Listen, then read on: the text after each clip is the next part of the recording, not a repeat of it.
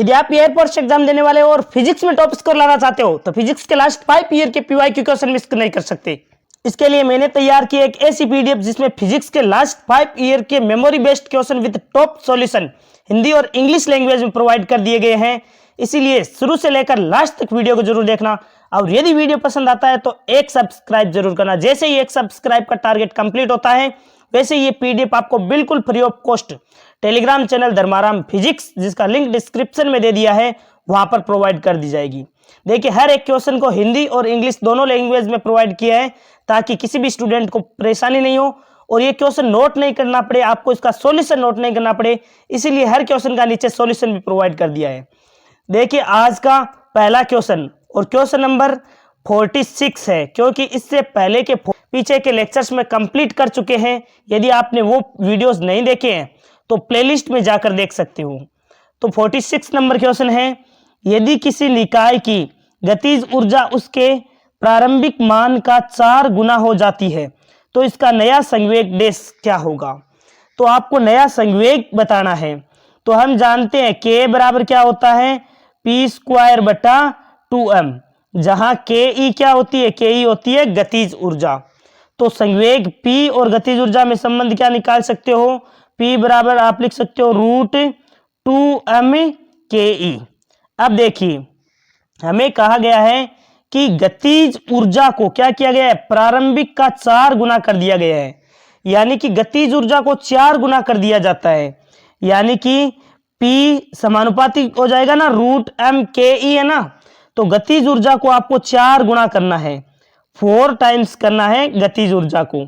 तो देखिए जो संवेग है वो कितना हो जाएगा, 4 का अंडर रूट कितना होता है, 4 का अंडर रूट हो जाता है 2, तो 2 गुना हो जाएगा जो नया संवेग है वो प्रारंभिक संवेग का।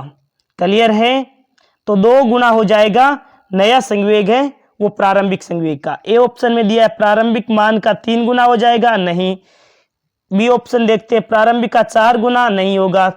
कितना हो जाएगा, प्रारंभिक मान का 2 गुना हो जाएगा, क्योंकि अंडर 4 कितना होता है, 2 होता है, तो प्रारंभिक संवेग का 2 गुना हो जाएगा। क्लियर है। अगला क्वेश्चन देखते हैं। ये देखिए इंग्लिश में आपको क्वेश्चन प्रोवाइड कर दिया है, if the kinetic energy of a body becomes 4 times of its initial value then the new momentum क्या हो जाएगा, न्यू मोमेंटम। तो न्यू मोमेंटम हो जाएगा 2 times of the initial value, option C correct हो जाएगा। यहां पर देखिए सॉल्यूशन भी प्रोवाइड कर दिया है। के बराबर क्या होता है, तो के बराबर होता है पी स्क्वायर बटा 2m। हमें p का मान निकालना हो तो √2m के ई। अब देखिए ये गतिज ऊर्जा के अंडर रूट के समानुपाती हो जाएगा। गतिज ऊर्जा को आपने कितना किया है, तो गतिज ऊर्जा को आपने 4 गुना कर दिया है। गतिज ऊर्जा को 4 गुना कर दिया है तो 4 का अंडर रूट 2 हो जाता है, यानी कि जो नया संवेग है वो कितना हो जाएगा, नया संवेग प्रारंभिक संवेग का 2 गुना हो जाएगा। क्लियर है, समझ में आ गया ना। बताओ मेरे को संवेग का फॉर्मूला क्या होता है, तो P बराबर mv भी आपको ध्यान में रखना है। आगे बढ़ते हैं। यदि क्वेश्चन अच्छे लग रहे हो तो आपको ज्यादा से ज्यादा दोस्तों में शेयर करके और चैनल को सब्सक्राइब करके प्यारा सा कमेंट जरूर करना, ताकि मेरे को पता चले कि आपकी जो प्रैक्टिस है वो मजबूत हो रही है इन क्वेश्चन से। अब देखिए क्वेश्चन नंबर 47, विमीय सूत्र दे रखा है, निम्नलिखित में से किसका प्रतिनिधित्व नहीं करता है। ये जो विमीय सूत्र दे रखा है पूछा है ये निम्न में से किसका नहीं है। तो पहला देखते हैं दाब, तो सभी की विमाएं देखते हैं। दाब बराबर क्या होता है, बल बटा क्षेत्रफल। दाब बराबर बल बटा क्षेत्रफल होता है। बल की विमा m1 L1 T-2, क्षेत्रफल की विमा L2, तो क्या हो जाएगा m1 L-1 T-2, यानी दाब की तो विमा होती है, ये देखो सेम ही विमा ही है ना, m1 L-1 T-2। इसी प्रकार प्रतिबल देखते हैं तो प्रतिबल भी क्या होता है, बल बटा क्षेत्रफल, तो प्रतिबल की विमा भी यही होती है m1 L-1 T-2। आगे बढ़ते हैं, शक्ति और यंग मापांक को देखते हैं। तो यंग मापांक की विमा क्या होगी, तो यंग मापांक की विमा भी यही होती है m1 L-1 T-2। शक्ति की देखते हैं तो शक्ति क्या होता है, कार्य करने की दर को शक्ति कहते हैं। कार्य की विमा क्या होती है m1 L2 T-2, और समय की विमा T1। तो इसे जब सोल्व करते हो तो क्या आता है m1 l2 और t की पावर -2 है, ऊपर जाएगा तो -1 इसकी हो जाएगी, यानी कि t-3। तो ये देखिए शक्ति की विमा अलग है, बाकी यंग मापांक, प्रतिबल है और दाब है, इनकी विमाएं तीनों की समान है। आप बताइए कार्य की विमा क्या होती है? तो m1 l2 t-2 होती है। ध्यान में रखना, ये तो डायरेक्ट याद रखना, बार बार यूज होगी। इसी प्रकार आपसे पूछ ले कि आप बताइए घनत्व की विमा क्या होती है? तो घनत्व बराबर क्या होता है? द्रव्यमान बटा आयतन। द्रव्यमान की m1 हो जाएगी, आयतन की l³ हो जाएगी, तो विमा हो जाएगी m1 और l-3। ये हो जाएगी घनत्व की विमा। ऐसे ही आपको पूछ ले गतिज ऊर्जा, स्थितिज ऊर्जा की विमा। आपसे पूछ ले गतिज ऊर्जा की विमा क्या होती है, आपको पूछ ले स्थितिज ऊर्जा की विमा क्या होती है, आपसे पूछ ले कि बल आघूर्ण की विमा क्या होती है। तो इन तीनों की विमा किसके समान होती है? तो देखिए बल आघूर्ण क्या होता है? बल इंटू गुणन अक्ष से लंबवत दूरी, है ना। तो बल की विमा हो जाती है m1 l1 t-2 और घूर्णन अक्ष से लंबवत दूरी की विमा हो जाती है l1, तो इसकी विमा हो जाती है m1 l2 t-2। और ये विमा आपको पता है कार्य की भी विमा थी, तो जो कार्य की विमा होती है वही गतिज ऊर्जा की होती है, जो कार्य की विमा है वही स्थितिज ऊर्जा की, और वही बलागुण की विमा होती है। तो आपको ध्यान में रखना है, कई बार ऐसे भी क्वेश्चन आ जाता है, निम्न में से किन दो राशियों की विमाएं समान है? तो गतिज ऊर्जा, स्थितिज ऊर्जा, बल आघूर्ण, कार्य, इन सब की विमा समान होती है। ऐसे यदि आपको मैं पूछ लूं कि विभवांतर की विमा क्या होती है, विभवांतर V की विमा क्या होती है? तो V बराबर क्या होता है? W/Q होता है। W कार्य की विमा अभी हमने बताई थी, क्या होती है? m1 l2 t-2। और आवेश की विमा क्या होती है? a1 t1 होती है। क्लियर है? इसको सोल्व कर लेते हैं। m1 और l2 और t की पावर कितनी हो जाएगी? देखो एक पावर ऊपर जाएगा तो -1 आएगा, यानी t-3 और a-1। ये होती है विभवांतर की, विभव की विमा आपसे पूछ ले तो आपको डायरेक्ट ये कर देनी है। अब जब विभवांतर की आई है तो प्रतिरोध की विमा भी काफी बार पूछी जाती है। तो प्रतिरोध की विमा निकालने के लिए ओम का नियम जानते हैं, V बराबर IR। आर की विमा निकालनी हो तो V/I हो जाता है, यानी कि प्रतिरोध की विमा निकालनी तो जो V की विमा आई है जो हमने अभी निकाली है उसमें धारा का भाग लगाना है, यानी m1 l2 t-3 a-1 है, और इसमें भाग किसका लगाना है? देखो धारा की बात आती है तो A से लिखते हैं, एम्पियर में मापते हैं, तो क्या हो जाएगी प्रतिरोध की विमा? m1 l2 t-3 और a-2 हो जाएगा, ये प्रतिरोध की विमा हो जाएगी। ऐसे ही यदि आपको पूछ ले प्रतिरोधकता की विमा क्या होती है? प्रतिरोधकता बताओ, प्रतिरोधकता का मात्रक क्या होता है? तो प्रतिरोधकता का मात्रक होता है ओम मीटर। प्रतिरोधकता का मात्रक होता है ओम मीटर, यानी जो प्रतिरोध की विमा है इसमें लंबाई की विमा से मल्टीप्लाई करना होगा। देखो प्रतिरोध की विमा तो ये है ही, इसके साथ में लंबाई की विमा और लगाते ही क्या हो जाएगा? प्रतिरोधकता की विमा आ जाएगी। कैसे? देखो m1 है, l2 के स्थान पर देखो लंबाई एक और आ जाएगी, यानी कि l3 हो जाएगा, बाकी t-3 a-2 सेम ही रहेगा। तो यह आपकी प्रतिरोधकता की विमा हो जाएगी। तीनों ही इंपॉर्टेंट है, आपसे कई बार विभवांतर की पूछता है तो V बराबर W/Q कर देना, m1 l2 t-2 बटा a1 t1। आवेश की विमा होती है a1 t1, तो ऊपर जाएगा तो m1 l2 t-3 और a-1 हो जाता है। इसी प्रकार प्रतिरोध की पूछ लेता है तो प्रतिरोध के लिए किस प्रकार निकालोगे? जो विभवांतर की विमा है उसमें एम्पियर, यानी कि धारा का मात्रक होता है, एम्पियर में मापते हैं धारा को, इसीलिए A का भाग लगाओगे तो m1 l2 t-3 a-2 आ जाएगा। वहीं प्रतिरोधकता की विमा पूछ ले तो आपको मीटर यानी लंबाई से एक विमा ऐड हो जाएगी, m1 l3 t-3 a-2 हो जाएगा। क्लियर है? प्रतिरोधकता के संबंध में एक क्वेश्चन निश्चित रूप से पूछा जाता है कि प्रतिरोधकता किस पर निर्भर करती है? तो प्रतिरोधकता पदार्थ की प्रकृति और ताप पर निर्भर करती है। पदार्थ की प्रकृति पर और ताप पर निर्भर करती है। क्यों? यह पॉइंट महत्वपूर्ण है, आपसे पूछ लेना प्रतिरोधकता किस पर निर्भर करता है? तो पदार्थ की प्रकृति और ताप पर निर्भर करता है, इंपॉर्टेंट पॉइंट है। अब देखिए श्यानता की पूछ लेता है विमा, श्यानता गुणांक की। श्यानता गुणांक की विमा इंपॉर्टेंट है। श्यानता गुणांक की विमा पूछ लेता है। तो इसके लिए फॉर्मूला तो ये होता है F is equal to minus का नीटा ए dv बटा dx। जब इस फॉर्मूले में मान निकालते हो, जैसे बल की विमा रख दी, ए क्षेत्रफल की विमा रख दी, v का और x का मान रखते हो, तब श्यानता की विमा याद रखनी है आपको डायरेक्ट MLT, यहाँ पर -1 और यहाँ पर -1, यानी कि M1 L -1 T -1 होती है। ये काफी बार एयरफोर्स एग्जाम में पूछी गई है श्यानता गुणांक की विमा। इसी प्रकार आपसे पूछ लेता है पृष्ठ तनाव की विमा। पृष्ठ तनाव की विमा क्या होती है? पृष्ठ तनाव की विमा किस प्रकार निकालोगे? तो एकांक लंबाई पर लगने वाला बल होता है पृष्ठ तनाव, यानी बल की विमा हो जाती है M1 L1 T -2 और लंबाई के लिए L1, तो विमा क्या हो जाएगी M1 L0 T -2। ये पृष्ठ तनाव की विमा हो जाती है। एक क्वेश्चन आया तो एक क्वेश्चन में मैं 10 क्वेश्चन करवा देता हूं ताकि आपको पूरी तरह से हेल्प हो। बस आप चैनल को सब्सक्राइब कर लेना ताकि मेरे को पता चले कि सच में स्टूडेंट्स को ऐसे लेक्चर की रिक्वायरमेंट है। तो पृष्ठ तनाव की विमा क्या हो जाएगी? एकांक लंबाई पर लगने वाला बल हो जाता है पृष्ठ तनाव। क्लियर है? अब आगे बढ़ते हैं। ये देखिए आपको इंग्लिश में भी क्वेश्चन प्रोवाइड कर दिया है ताकि इंग्लिश मीडियम वाले स्टूडेंट्स हैं वो परेशान नहीं हो बिल्कुल भी।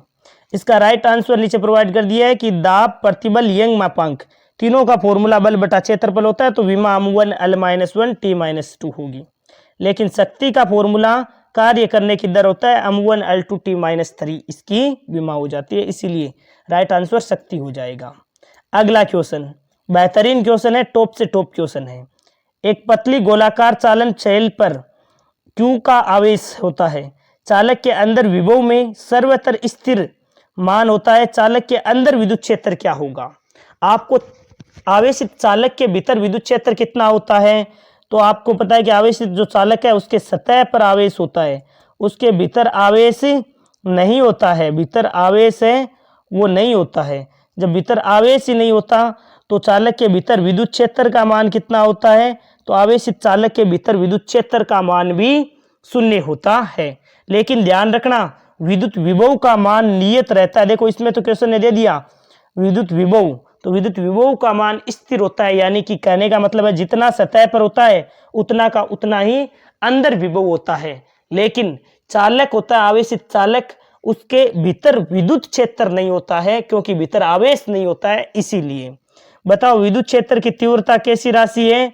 तो विद्युत क्षेत्र की तीव्रता एक सदिश राशि होती है। विद्युत क्षेत्र की तीव्रता एक सदिश राशि होती है।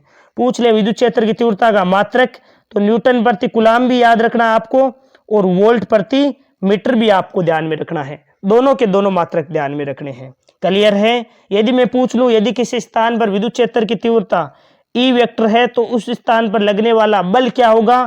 तो F बराबर क्या हो जाएगा? QE वेक्टर हो जाएगा। क्लियर है? तो F बराबर QE डायरेक्ट फॉर्मूला आपको अच्छी तरीके से पता होना चाहिए। वही यदि आपसे बिंदु आवेश के कारण विद्युत क्षेत्र की तीव्रता पूछ ले, बिंदु आवेश के कारण विद्युत क्षेत्र की तीव्रता हो जाती है KQ बटा R² हो जाता है, KQ बटा R²। तो ये सभी के सभी पॉइंट में जो मैं बता रहा हूं वो ध्यान में रखना है। इस क्वेश्चन का आंसर तो आपका क्या हो जाएगा? इसमें पूछा था कि चालक के अंदर विभव तो स्थिर है, ये तो क्वेश्चन नहीं दे दिया। पूछा चालक के अंदर विद्युत क्षेत्र, तो चालक के अंदर विद्युत क्षेत्र का मान 0 होता है। ए नहीं होगा, बी नहीं होगा, सी ऑप्शन करेक्ट हो जाएगा। चालक के भीतर विद्युत क्षेत्र का मान 0 होता है।